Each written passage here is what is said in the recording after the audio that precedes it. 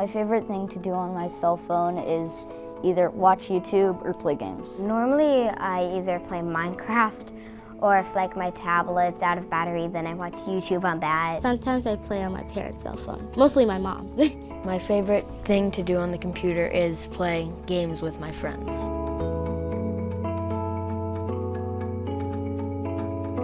Limit your time so you're not on it and actually be helpful to others around you. I can just go outside and play sometimes. My mom will tell me that to put my tablet down to read or help her in the kitchen. You can be on technology, but you just have to be aware of how much time you're on it.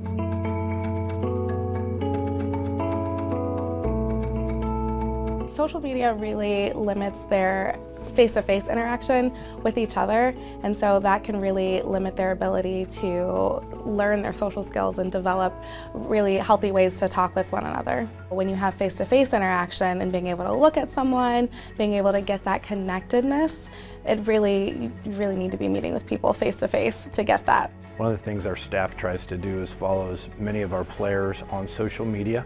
That way we know what's being put out there as well and keep them safe.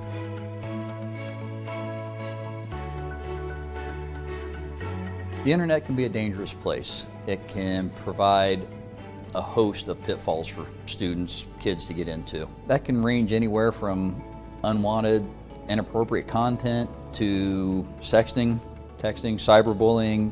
There's a myriad of pitfalls. As a parent myself, I have 2 small children at home, and they are growing up in a world that I did not grow up in. It's a completely different world for them, and I need to learn as much as I can learn in order to help them be the best person that they can be.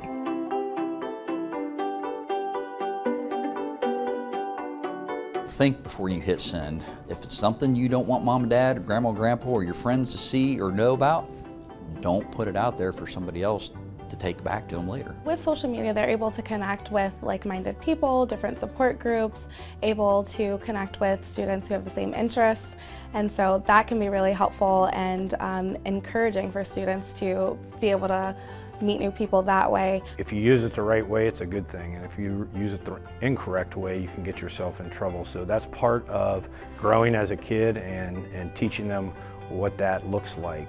It's not going away.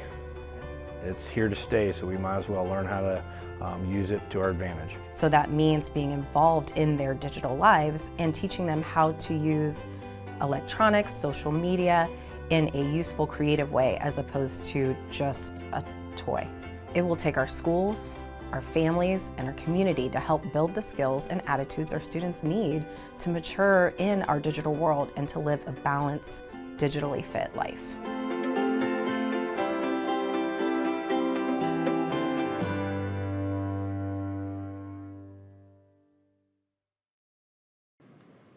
Technology is all around us. Devices like smartphones, computers, and tablets have vastly improved the way we learn, solve problems, and work in our daily lives. In our increasingly technology-rich world, it's essential that students are equipped to lead a balanced and healthy digital lifestyle for success at school, at home, and in their future careers. That's where the Digital Wellness Project comes in. We've been collaborating with school districts across Central Ohio to develop a rigorous digital wellness curriculum that can be easily implemented by any teacher at every grade level, in any home, by any family, to ensure that students have the tools, resources, and skills to interact professionally, personally, socially, and educationally in the real world and in digital spaces. I want to thank all of our partners that include Bexley, Delaware, Fairbanks, Grandview, Groveport, Hilliard, Logan, New Albany Plain, Tays Valley, Upper Arlington, West Jefferson, Westerville City Schools, and the ESC of Central Ohio. We are so grateful for the time and dedication of these partners. And it all started with a conversation. Educators from all of these districts began discussing the new challenges they were experiencing as a result of the rapidly changing technology. As we shared various strategies we were implementing, we quickly realized that we were stronger together. We began gathering experiences and resources to create a more comprehensive approach to living a digitally fit life. Recognizing the importance of the topic and the immediate action needed, the group focused on creating replicable resources that could be used in any size school district or in any home. We are so thankful for all of our volunteers that help make this possible. The mission of this project is to create communities that educate and empower students to live digitally balanced lives, and that they are making safe, healthy, and positive decisions in our technology-rich world. The project aims to instill in every student 4 core values of digital wellness. These include well-being, balance is best, maintaining balance between digital and face-to-face interactions in life, citizenship, be the best you, be responsible, ethical, honest, and literate in today's digital world. Etiquette, it's cool to be kind. Choose to be positive with others online. And the 4th core value is safety. Be aware, be safe online, and protect your private information. Let's take a look at each of those 4 components and dive into them a little bit better. Well-being, balance is best, is our 4 core principle. To best practice balance, your child should learn to take breaks from technology instead of trying to survive a banned punishment. We want to embrace productive uses of technology for learning and exploring, making a full family participation when appropriate, and include time to reflect. This allows parents to model the behavior they are expecting for their kids. Consider the impact of technology use on physical health. It is important to take breaks for your eyes and ears. For your eyes, there is a 20-20-20 rule. For every 20 minutes spent looking on the screen, a person should look at something 20 feet away for approximately 20 seconds. You can also investigate if your child's device or headphones have volume limits to avoid hearing damage. A couple of things you can try at home.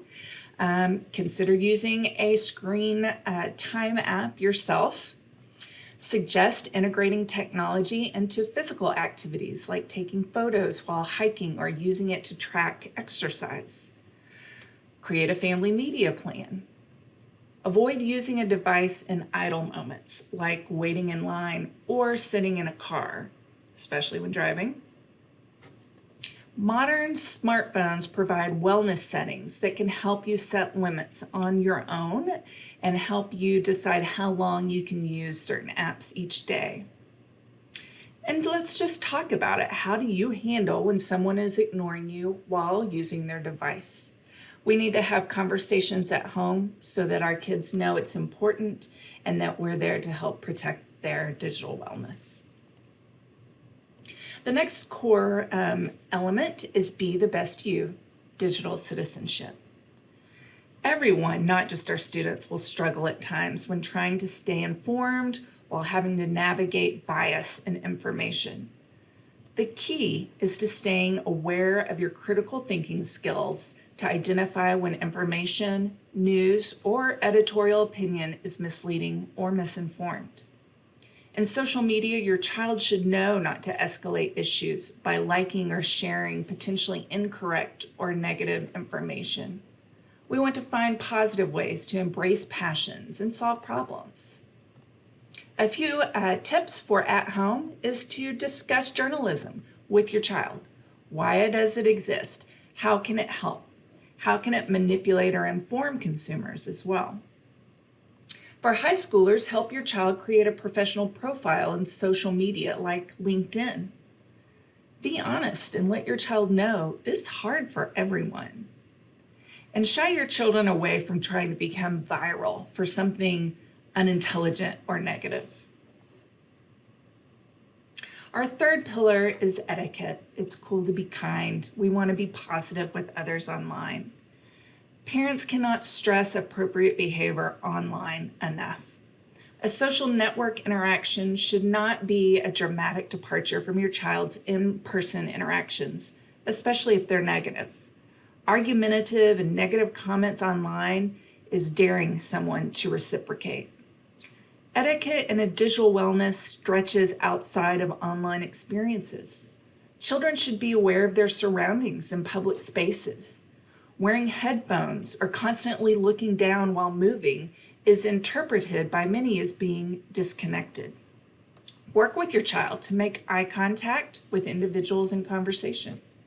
A few things you can try at home: Google yourself with your child and then do the same with their name. Find out what information is available about you. Remind your child that others are struggling and can be hurt by social media too. And pay attention to the word your child uses when playing online video games. Trash talk should not involve derogatory language. Our last pillar is safety. Be aware. Be safe online and protect your private information. Online safety, along with privacy and security, needs to be proactive in nature. Remind your children that even if you share something online with only one person, you can't assume it won't be shared with others. Also, be careful sharing location data with apps, as it can easily expose your location at sensitive times. Even our most tech-savvy students can be victim to predatory behaviors. A couple of things you can try at home. Help children develop good password habits.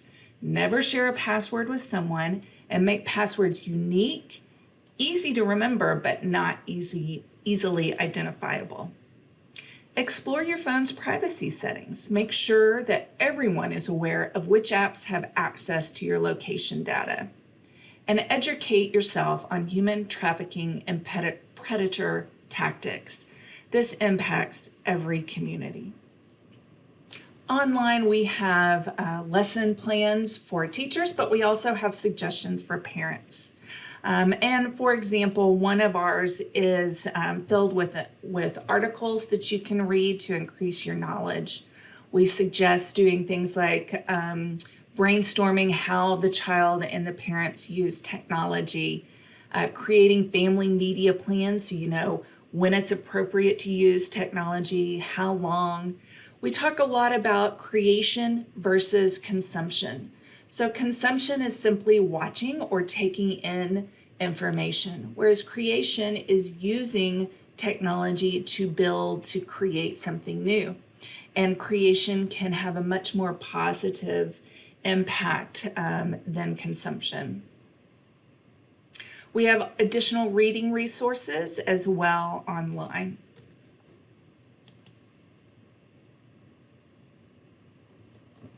We have parent tip sheets, which include movies that you could watch and talk about, along with some discussion questions like PBS's Generation Like and the other PBS show, Digital Nation. Great shows to start those kind of conversations at home.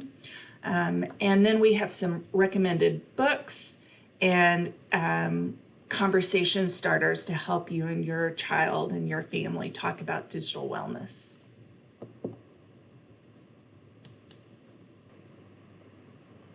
If you'd like to go in depth further with digital wellness, you can find all of the information we provide for our schools, including a rollout program, creating a culture that supports digital wellness, and a lot of lesson plans that will work for that are targeted for different age groups if you would like to go into more specifics on a digital wellness topic.